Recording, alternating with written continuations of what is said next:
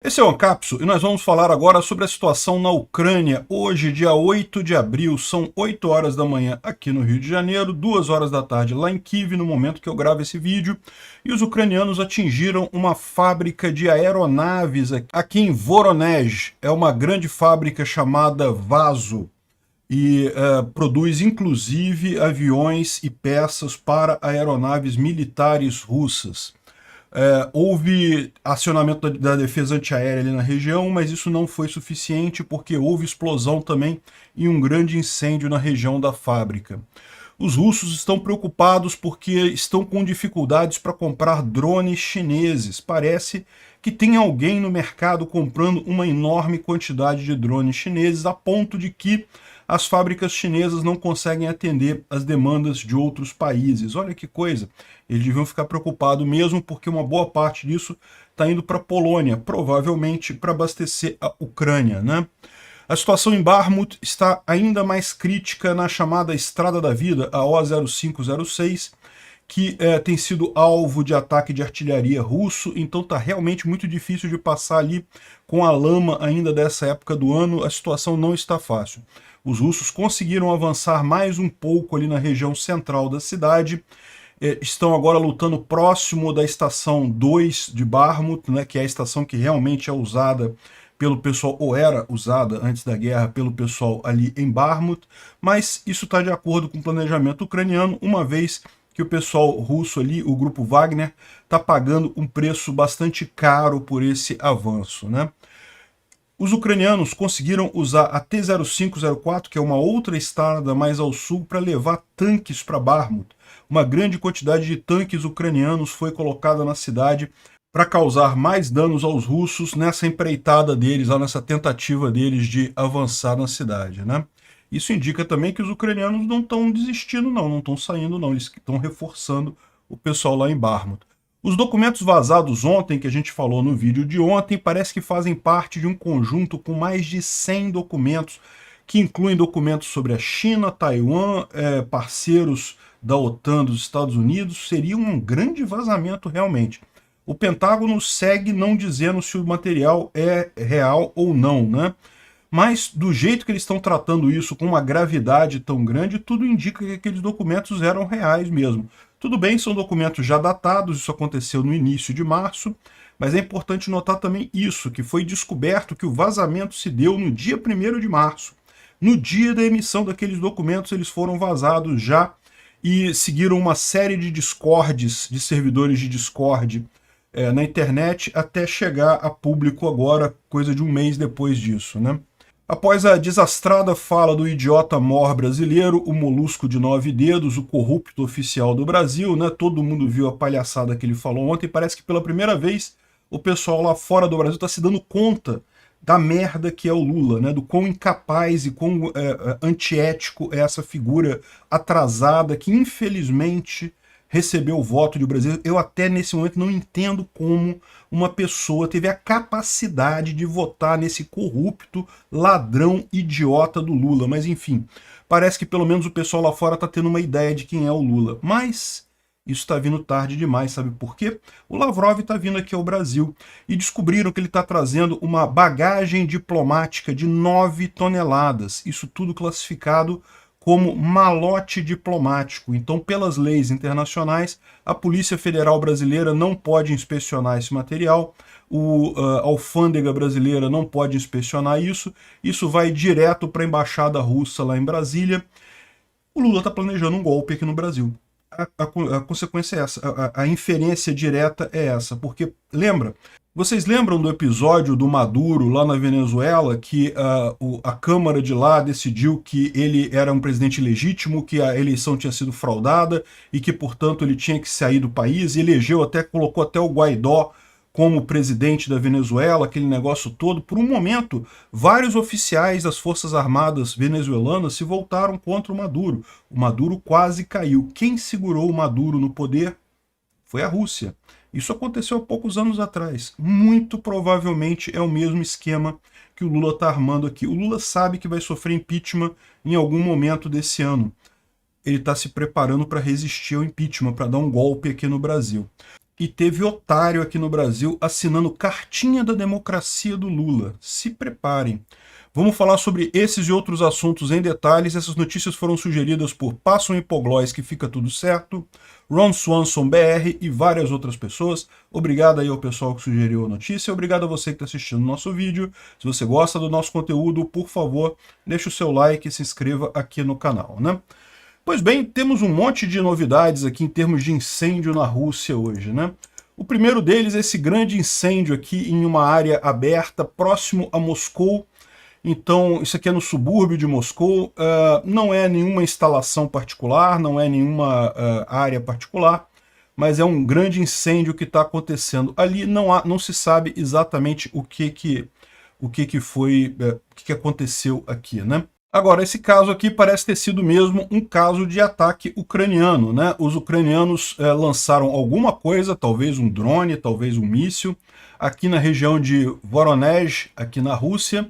E repara que a defesa antiaérea russa funcionou, uma parte dessas coisas foi derrubada, seja drone, seja míssil, né? Mas a outra parte acabou atingindo ali a região da fábrica Vaso, que é uma fábrica de aeronaves, peças de aeronaves e aeronaves que tem nessa região aqui, né? Então isso daqui fica nessa região aqui, é relativamente perto da Ucrânia, não chega a ser muito pertinho não, mas é perto da Ucrânia, e como eu disse, é justamente aqui na fábrica Vaso, que é próxima a essa pista aérea que tem aqui, que foi onde aconteceu essa explosão toda, né? Aqui tem mais algumas imagens ali da região também, dá para ver aqui o grande incêndio que aconteceu ali na área da fábrica, né? Não dá para ouvir o barulho da explosão, mas segundo estão descrevendo aqui, houve explosões nessa planta aérea que tem ali, que justamente fica próxima à fábrica de aeronaves, né? Bom, além disso, teve um outro evento aqui em Feodósia, na Crimeia, né? Os ucranianos conseguiram atingir alguma coisa aqui em Feodósia. Feodósia fica nessa região aqui da Crimeia ocupada, bem próximo aqui da península aqui da ponte de Kerch, né? E a grande dúvida é como que os ucranianos atingiram isso daqui, porque a distância daqui é muito maior, é quase 300 quilômetros de distância em relação à linha de frente ucraniana e essa cidade aqui. Como é que eles fizeram isso? Foi drone? Foi o ATACMS? A questão toda que o pessoal está levantando é essa, né? E 275 quilômetros, então é algo bem, bem longe mesmo. E aqui está o destroço de seja lá o que for que atingiu essa região da Ucrânia ali ocupada pelos russos, né? E a dúvida pode ser também aquele míssil Grom-2 que a gente falou, que os ucranianos estavam desenvolvendo antes da guerra já, e aparentemente ele ficou pronto, então é um míssil que chega até 500 quilômetros de alcance, é um míssil muito grande, pode ser que seja isso.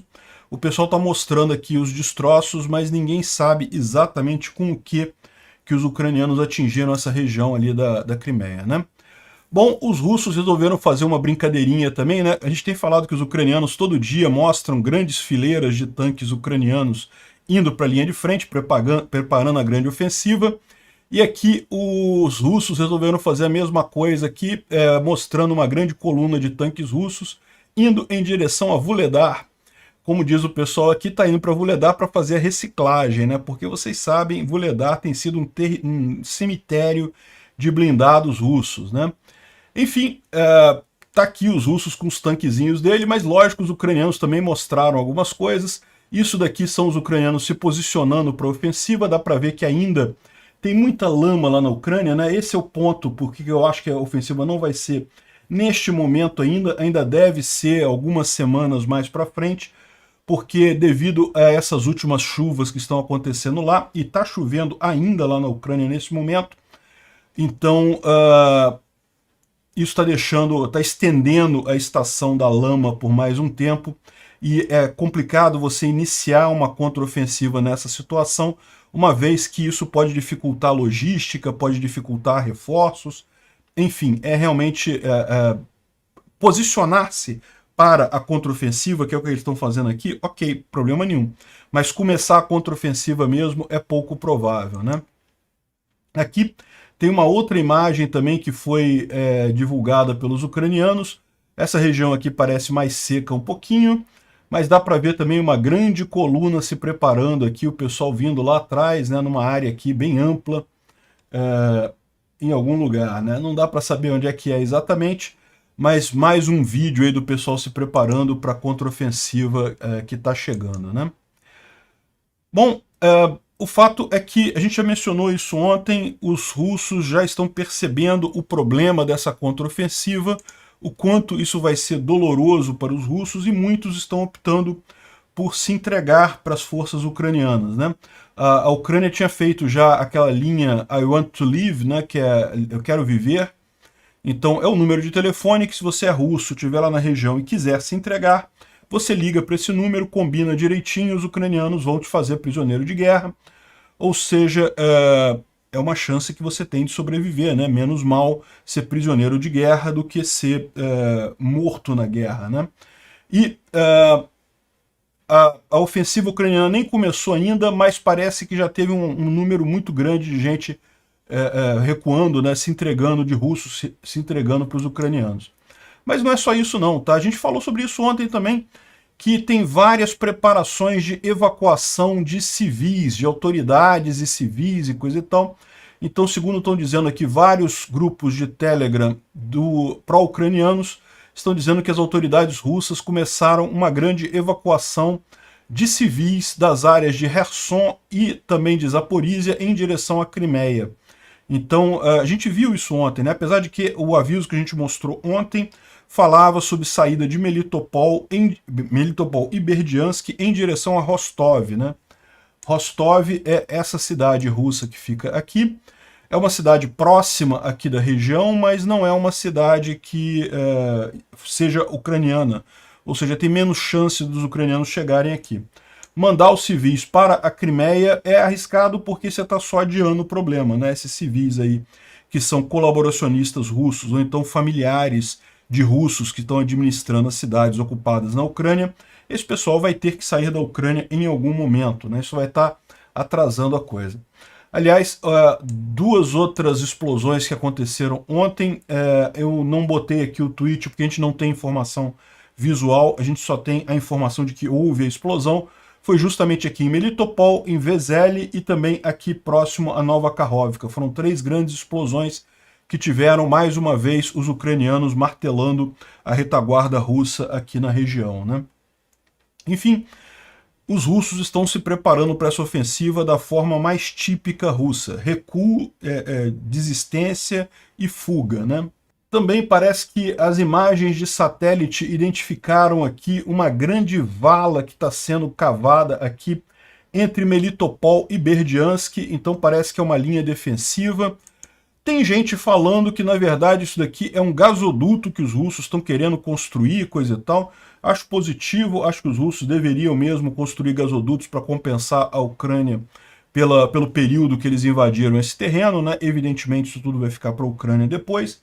Mas estão dizendo que seria um gasoduto e coisa e tal, mas não me parece não. Até porque você tem aqui, ó, olha só, os dentes de dragão que a gente fala, aquelas peças de triângulo e coisa e tal, não me parece ser o caso. Eu acho que aqui é realmente aquela vala defensiva para você evitar, tá vendo, um avanço ucraniano nessa região aqui.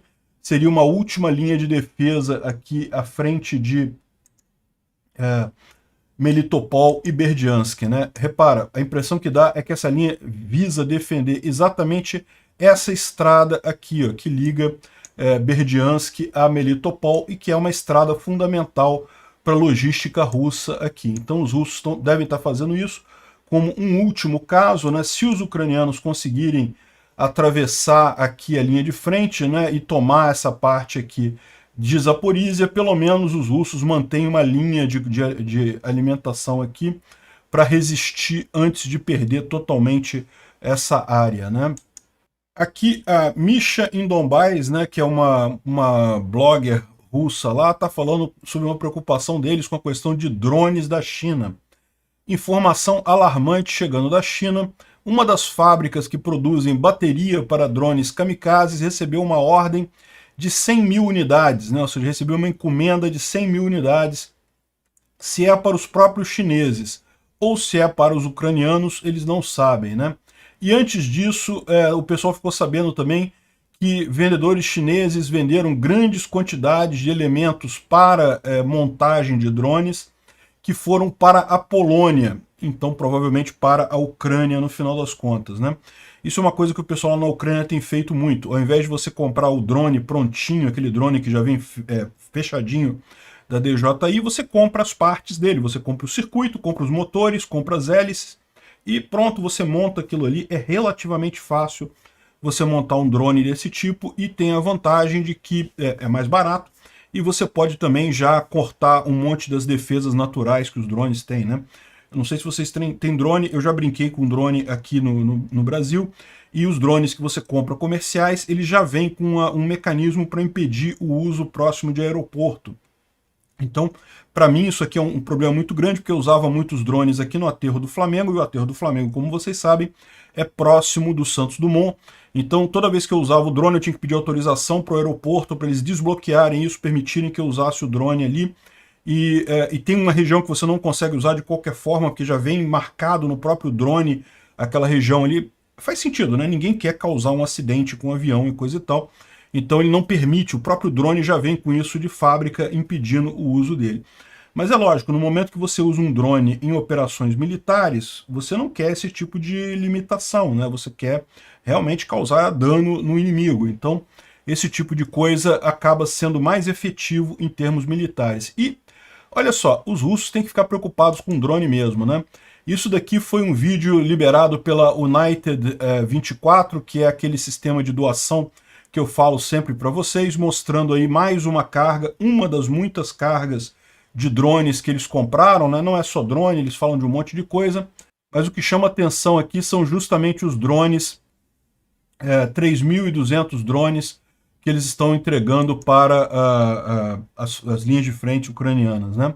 Muito drone mesmo. E aqui também um outro vídeo que foi liberado do treinamento dos ucranianos com drones, então o pessoal brincando de andar com drone por aqui. Eu não sei, tá? Mas isso daqui me parece já treinamento de swarm, né? De manada, eu não sei como é que seria a tradução de swarm. Enxame de drones seria a tradução correta, né?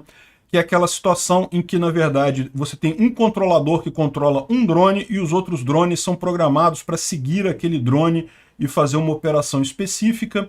Aparentemente é isso que eles estão fazendo aqui, algum tipo de treinamento nesse sentido. Os ucranianos têm usado esse tipo de coisa, por quê?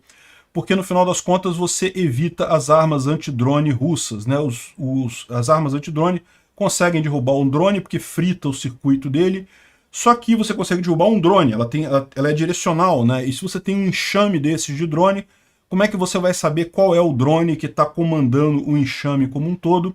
E eu não sei se você consegue trocar de drone de comando, pode ser que consiga, não sei como é que funciona. Então é muito mais efetivo na hora de fazer um ataque você usar essa coisa de enxame. Parece que é isso, tá vendo? Porque eles estão subindo tudo certinho. Se fosse cada militar controlando cada drone, seria bem mais complicado de fazer isso daí, né? Enfim, sim, os ucranianos estão se especializando nesse negócio de drone, têm usado muito e vão usar muito agora na contraofensiva também, né? Agora, o mais engraçado é o seguinte, o Volodymyr Yatchenko, que é o presidente do Monobank, que é um grande banco lá da Ucrânia, né? Ele anunciou um prêmio de não sei quantos mil dólares aqui, um prêmio grande, para quem pousar um drone na Praça Vermelha em Moscou no dia 9 de maio. Ah, rapaz, vai ter gente tentando fazer isso, hein? Vocês sabem, dia 9 de maio é o dia da vitória que os russos comemoram, é o dia mais importante, seria o 7 de setembro deles lá, né? Eles comemoram o dia que eles derrotaram os nazistas na Segunda Grande Guerra, o dia 9 de maio é o dia da vitória. Se não me engano, foi o dia que eles entraram em Berlim na Segunda Grande Guerra, né? Então, sempre tem aquele grande desfile militar lá em Moscou, é uma data muito patriótica, e o desfile militar acontece ali na Praça Vermelha, né? E daí tá lançado o desafio. Quem conseguir botar um drone, posar um drone lá na Praça Vermelha, parece que tem algumas condições, tem que estar escrito na asa do drone Slava Ucraína, alguma coisa assim. Mas só isso, não precisa explodir, não precisa ser um drone grande, não precisa fazer nada, só posar na Praça Vermelha. Vai ser divertido esse tipo de coisa, eu acho que vai ter gente que vai conseguir. Bom, o Kadyrov, né, vocês sabem, é o líder lá dos Kadyrovitas, do pessoal checheno que está lutando lá na Ucrânia, e ele fez um post aqui para tentar animar os russos, né, porque como eu falei para vocês, essas imagens todas de grandes colunas ucranianas se preparando para ofensiva e coisa e tal, tem deixado os russos desanimados, né? Então o Kadyrov, para animar o pessoal, ele colocou aqui uma mensagem dizendo que o pessoal está muito preocupado com o ataque. Eu acho bom. Ao contrário, a contraofensiva ucraniana ou dos satanistas ucranianos e dos mercenários da OTAN vai ser em nosso favor por todos os lados. Satanistas ucranianos, lógico, né? Os russos usam esse tipo de coisa, mas vocês sabem, são os russos que estão mais para satanistas do que os ucranianos, né? E mercenários da OTAN não existem, né? A OTAN está ajudando com equipamentos. E tem alguns ocidentais que se alistaram como legião estrangeira na Ucrânia, mas não tem ninguém da OTAN, oficialmente da OTAN, lutando essa guerra. Eu já expliquei para vocês, vai ser fácil para os russos descobrir o dia que a OTAN entrar nessa guerra, porque vai ter um monte de soldado da OTAN tomando um cafezinho lá na Praça Vermelha. Enfim, segundo ele diz aqui, isso vai ser a cereja no bolo, muitos troféus, ou seja, equipamentos estrangeiros apreendidos, vários prisioneiros ucranianos, multidões de prisioneiros ucranianos. Hoje na Rússia existe uma excelente situação, nós temos uma sociedade consolidada, em que nós nunca tivemos isso antes, o nosso país pode se orgulhar da posição do nosso presidente, que é suportado por um número, que é apoiado por um número recorde de cidadãos, né? E eu não sei disso não, o Kadyrov. O cara forçou a barra, né? E forçou tanta barra que o próprio Igor Strelkov compartilhou essa mensagem falando assim, parece para mim que o Hamas Ahmadovich, que é o Kadyrov, né? Um homem que não é nem um pouco estúpido, né? Não entendeu, não lê o que é criado pelos seus próprios propagandistas. De outra forma, ele não permitiria que algo tão idiota fosse publicado no seu canal como se fosse dele, né? Alfinetou o Kadyrov aqui nessa história. E um outro post bem interessante aqui nos bloggers russos nessa linha de frente é do Khodakovsky, em que ele fala sobre a falta de munição de artilharia, né? Então ele está falando aqui sobre as recentes reclamações sobre falta de munição e coisa e tal, e parece que o comando decidiu que as áreas em que não tem a ofensiva ativa não receberão mais digamos, a ração diária, ou o complemento diário de munição, né? Ou seja, o que ele está dizendo aqui é que os russos decidiram mandar muito mais munição para o pessoal lá do Wagner, lá em Bakhmut, que é a única região que está ativa de fato, e o resto da linha de frente não está recebendo nada. E ele diz que isso é problemático, por quê? Porque a gente está esperando essa ofensiva ucraniana. E por que essa ofensiva ucraniana se tornou uma realidade, segundo eles? Porque os russos abriram mão de Kharkiv e Kherson. Não abriram mão coisa nenhuma, os ucranianos chutaram eles de lá, né? Mas de fato, os ucranianos tiveram um planejamento muito melhor nessas áreas, os russos acabaram se desgastando muito mais, perdendo muito mais equipamento e pessoal do que os ucranianos nessas regiões, né? E ele está bastante preocupado com isso, porque se o inimigo vier com os russos com pouca munição, isso pode gerar um problema maior para os russos ainda, né? Bom, isso daqui agora é a estrada da vida lá em Bakhmut, né? A situação realmente não está simples ali, dá para ver que a lama é uma quantidade grande de lama por ali, abastecer o pessoal ali em Bakhmut não está uma coisa muito fácil nesse momento, né? Não só você tem a lama nessa região, como você tem também, evidentemente, a artilharia russa que está tentando atacar os ucranianos que passam ali, né? Aqui, ó, é uma outra visão dessa estrada da vida, que mostra um ponto específico que aparentemente os russos adoram usar para atingir os veículos ucranianos que usam essa estrada aqui, né? a O-0506. Então dá para ver que tem várias carcaças aqui. Por que costuma juntar neste ponto aqui? Porque tipicamente o artilheiro lá da Rússia, o cara que preparou o obus, já está mais ou menos engatilhado nessa direção. Ele sabe que na hora que o carro passa num determinado trecho, ele já pode detonar aqui o obus, já pode atirar a cápsula que ela vai atingir justamente quando o carro chegar nessa outra posição e acaba formando esse tipo de gargalo, digamos assim, de veículos destruídos ali, né?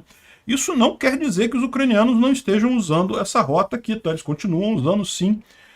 No final das contas, eles têm que abastecer lá a cidade lá de Bakhmut, né? Agora, o que eles têm feito realmente, ao invés de usar a O-0506, que é essa estrada que vai por aqui, que você pode ver, tem realmente alguns trechos que estão muito próximos dos russos, né? Eles têm usado a T-0504, que é essa outra estrada, que aqui nesse mapa aparece como N32, essa outra estrada mais ao sul agora, que parece estar mais tranquila para eles usarem aqui para abastecer a cidade. Inclusive, a gente tem informação de que eles passaram vários tanques nessa região aqui para a cidade de Bakhmut, né? O Reporting from Ukraine mostra aqui, né, que de fato, Reporting from Ukraine é um canal muito bacana, eu recomendo muito que vocês sigam. E os russos, eles abandonaram meio que a tentativa de fazer o cerco à cidade e estão focando agora no ataque frontal à cidade, e isso é ótimo para os ucranianos, porque isso acaba levando eles a perderem muita gente, né? É muito mais fácil para os ucranianos matarem os russos nessa tentativa deles de tomar a cidade do que pelo cerco, pelas pinças aqui no flanco, né? E parece que os ucranianos mandaram uma grande quantidade de tanques para lá através da T-0504, aqui por baixo, conseguiram mandar uma grande quantidade justamente para conter esse avanço russo, né? Como a gente falou, os russos estão conseguindo avançar muito devagar, com muitas perdas, morrendo muito russo, mas estão conseguindo avançar. Parece que já estão chegando perto aqui da estação Bakhmut 2, né? Como a gente falou, a Bakhmut 1 ela foi mantida pelos ucranianos por bastante tempo, não é mais uma estação que seja usada, é mais um museu e coisa e tal. Aliás, bom, nesse momento nenhuma das duas estações são usadas, né? Aliás, não sobra nada lá em termos de coisas funcionando na cidade, né? Virou tudo pilha de escombro. Mas a estação que era usada aqui por Bakhmut era a estação 2, e parece que os russos estão chegando nela neste momento, né? Tem aqui a informação de que eles conseguiram avançar mais um pouco aqui, mas de qualquer forma isso está de acordo com os planos ucranianos. Como a gente falou, a ideia dos ucranianos é realmente apenas atritar os russos bastante aqui, né? Bom, o Jomini of the West, ele fala sobre a linha de frente, bem detalhado ele aqui. Eu não vou falar sobre tudo porque ele é muito detalhista nessa história, e ele fala sobre o norte da Ucrânia, pra você ver o nível de detalhe que ele vem da linha de frente, que não tem muitas mudanças, né? Ele fala aqui sobre o que aconteceu nos últimos dias, entre 20 de fevereiro e 7 de abril, aqui na região de Kupiansk. Também não teve nenhuma grande mudança. Esse é o ponto pelo qual o pessoal não tem feito grandes descrições da linha de frente, porque a verdade é que não mudou nada. Tirando Bakhmut, em que as coisas têm acontecido, fora isso, aqui você tem... Não é que esteja estática a linha de frente, você tem ataques russos, você tem ataques ucranianos, mas no final das contas, um acaba cancelando o outro e você tem muito pouca mudança aqui, né? Fica tudo na base da mesmo, né? Sem alteração significativa. Ele fala aqui sobre a Avdiivka, dá para ver que embora tenham alguns avanços russos, ou tentativas de avanço russo aqui, a maior parte da iniciativa é ucraniana, né? Os ucranianos têm avançado aqui nessa região de Kriminá. Aqui em Bakhmut também, como a gente mencionou, né? Eles já tomaram o rio, estão caminhando para a estação aqui. Eles falam aqui sobre quais são os agrupamentos defensivos russos aqui na região, e ucranianos também, né? Ele dá um destaque grande aqui à Avdiivka, segundo ele foi o ponto que mais os russos conseguiram avançar aqui de fato, mas repara como é que a mancha vermelha dele aqui é bem mais razoável que a gente vê em outros mapas. Por exemplo, nesse mapa aqui, né, eu expliquei para vocês isso, que essa mancha vermelha aqui está exagerada pra caramba, não é isso tudo, mesmo essa aqui de baixo também. Não é isso tudo, os russos não avançaram tanto assim. E aqui fica bem claro, de fato eles avançaram, não estou dizendo que eles não tenham avançado, né? Realmente conseguiram, mas não é uma coisa tão significativa quanto pode parecer ali, né? Da mesma forma, os ucranianos estão conseguindo atritar os russos aqui de forma bastante significativa. E finalmente, aqui na parte sul, ele fala sobre alguns avanços que os ucranianos tiveram aqui em Vuhledar, basicamente recapturar as dachas ali ao sul, e também os ucranianos que ficam tentando, eles estão até agora fazendo esse tipo de movimento, tentando testar as defesas russas aqui na região de Oryhiv, aqui ao sul, né? Bom, o Instituto para o Estudo da Guerra falou sobre a especulação com ansiedade dos documentos supostamente vazados do Ocidente sobre a ofensiva ucraniana, né? Como eu falei para vocês, aqueles documentos que vazaram, ninguém sabe se aquilo é legítimo ou não, mas o fato é que indica uma preparação bastante consistente, né? 9 novas brigadas zeradas dos ucranianos, com o pessoal fresquinho para começar a guerrear, com gente capacitada, treinada na OTAN, com equipamento da OTAN. Então, no final das contas, certamente assustou o pessoal russo isso daí. Daí levantou, inclusive, a hipótese de ser justamente um vazamento feito pela OTAN, exatamente com o propósito de assustar os russos. Não seria totalmente impossível esse tipo de coisa, mas, como a gente vai falar aqui, daqui a pouco a gente vai falar sobre isso, né? Saiu uma reportagem no New York Times que fala que esse vazamento pode ter sido pior do que o vazamento do Snowden 10 anos atrás, porque tem muito mais informação ali do que aqueles documentos que a gente mostrou ontem. Eu nem vou mostrar mais esses documentos, tá? Porque se aquilo ali for realmente algo sensível, eu não quero ficar perto disso, não. Uma outra notícia curiosa que ele dá aqui é que os oficiais de alta patente russos, inclusive ministros e cabeças de departamento, só podem sair da Rússia agora com permissão do primeiro-ministro. A gente falou sobre isso, né? Os russos estão preocupados com esse pessoal fugindo da Rússia, estão percebendo que a situação está ficando crítica, começam a pular fora do barco, né? A gente viu o caso recente daquele capitão que fazia segurança pessoal do Putin, que vazou da Rússia, e tem um monte de outros casos que têm acontecido aí, e os russos estão preocupados com isso, porque isso acaba enfraquecendo ainda mais a imagem do governo russo perante o mundo e perante os próprios russos, né? Bom, a grande discussão que aconteceu aqui foi justamente com aqueles documentos que a gente mostrou ontem. Ontem a gente mostrou alguns documentos que vazaram, né, que seriam referentes à preparação da OTAN, do apoio da OTAN à preparação ucraniana. Então aqueles documentos não são a preparação ucraniana, não indicam o que os ucranianos estão planejando fazer na contraofensiva. Apenas dizem que foram montadas 9 brigadas novas, 6 já estariam prontas no início de abril e outras 3 ficariam prontas no final de abril. E aí tinha lá quantos tanques para cada unidade, que tipo de tanque, que tipo de artilharia, como é que seria cada parte de cada brigada dessa. E como é que seria o treinamento, quem treinaria, vários estão sendo treinados em outros países e coisa e tal. Então, o vídeo de ontem eu explico isso em detalhes, então dá para você ver direitinho. Ou seja, mostra uma grande preparação da OTAN apoiando a Ucrânia nessa ofensiva, né? Apoiando, não diretamente, a OTAN não entrou na guerra, está apoiando com equipamento e com treinamento, né? Enfim, dos documentos que a gente viu ali não tinha nenhuma grande novidade, nada que ninguém soubesse, então não eram documentos muito sérios, muito críticos. Agora, o que eles estão dizendo é que, na verdade, foi muito mais do que isso. Eles já identificaram mais de 100 documentos que foram vazados pelo mesmo caminho. O que a gente teve acesso foram só aqueles que a gente mostrou aqui ontem, mas aqui eles estão falando, olha só, que de forma privada, oficiais em várias agências de segurança ficaram preocupados, começaram a correr para descobrir a origem desses vazamentos e que pode ser, na verdade, um vazamento contínuo de informação classificada postada nesses sites, né?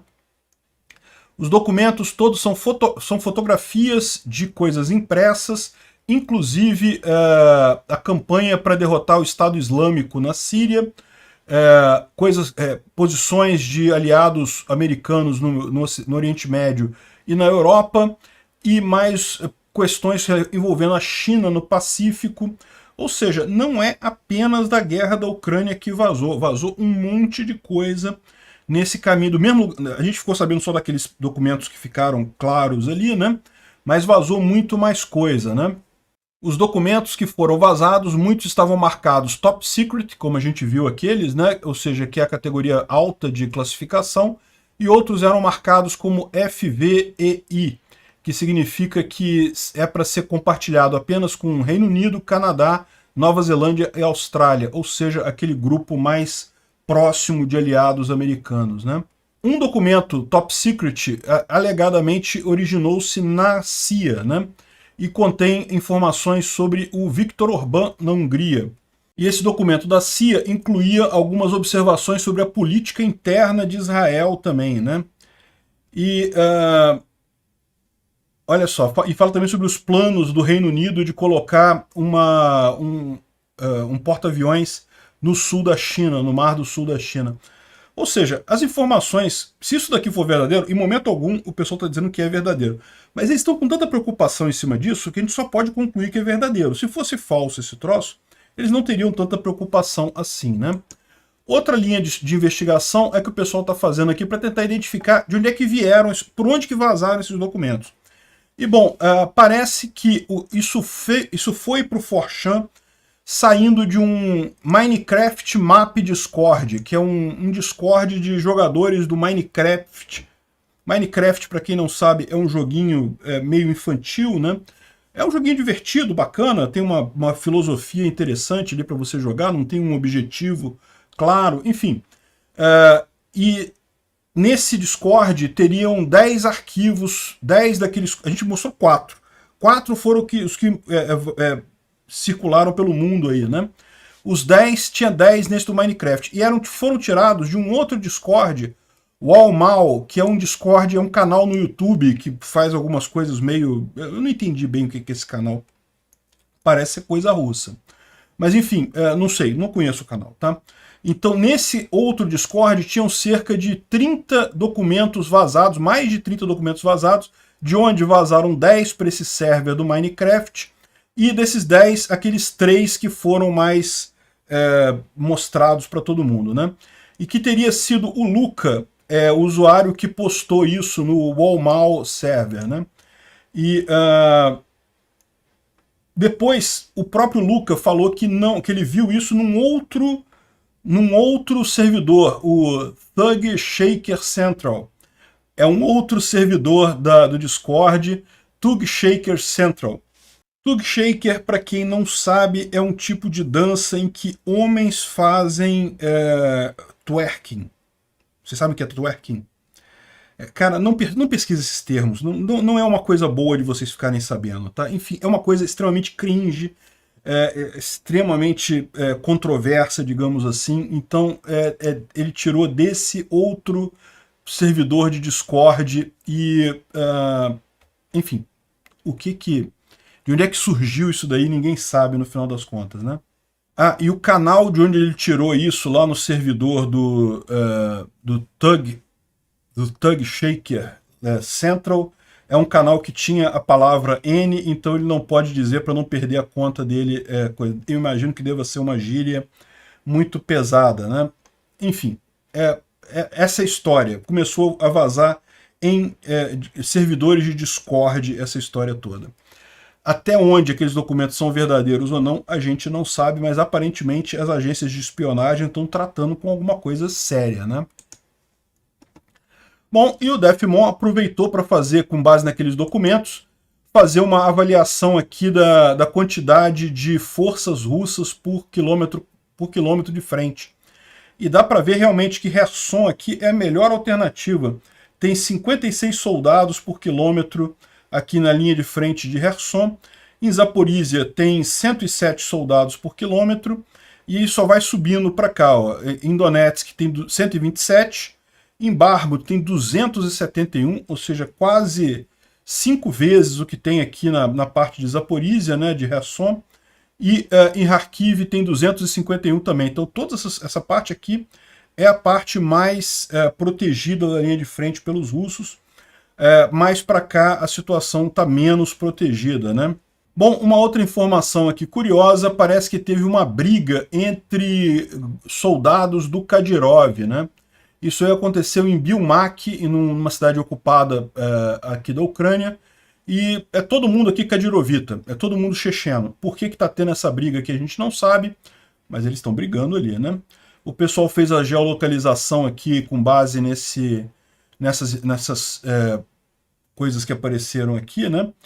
Chegaram à conclusão que aqui, ó, nessa cidadezinha de Bilmak, aqui, ó, bem no meio do Zaporizhia aqui, tá no range de HIMARS, né? Se o pessoal conseguir descobrir onde é que ficam esses soldados ali, é porque a briga deve ter sido alguma coisa de ocasião. Mas de repente dá para saber onde é que esses caras estavam ali e talvez dar uma acalmada nele. Eu imagino que uns 2 ou 3 HIMARS aqui dá uma acalmada boa nesse pessoal. Bom, mais uma leva de crianças que tinham sido raptadas pelos russos retornaram para a Ucrânia, aqui em Kherson, em Kharkiv. Então, excelente notícia aí. Ainda é muito pouco, ainda falta muita criança para ser retornada para a Ucrânia, mas já é um começo a gente ver essas coisas acontecendo, né? Bom, vocês lembram, a Eslováquia mandou caças MiG-29 para a Ucrânia, e agora eles descobriram que esses aviões tinham sido sabotados pelos russos antes de serem enviados para a Ucrânia, ou seja, agentes russos lá na Eslováquia colocaram mecanismos de sabotagem nos aviões para conseguir derrubar eles, ou talvez detectar esses aviões. Enfim, felizmente esse tipo de coisa foi identificado e os ucranianos já anularam essa sabotagem russa feita ali, né? Bom, tem aqui, eu não vou entrar nisso daqui não, já tá muito grande aqui o vídeo, né? O pessoal mostrando como é que o Putin é baixinho. Parece que ele usa um sapato com um salto de 6 polegadas. Isso aí, olha, tem muita atriz aí, muita modelo que não consegue usar salto tão grande assim. Parabéns, Putin, você já está pronto para desfilar na passarela já com esse tamanho de sapato, né? Bom, ontem vocês viram, o Lula foi exposto como idiota que ele é, por conta da besteira enorme que ele falou. Vários comentaristas internacionais, europeus, ucranianos, americanos, falando o absurdo que é esse tipo de coisa.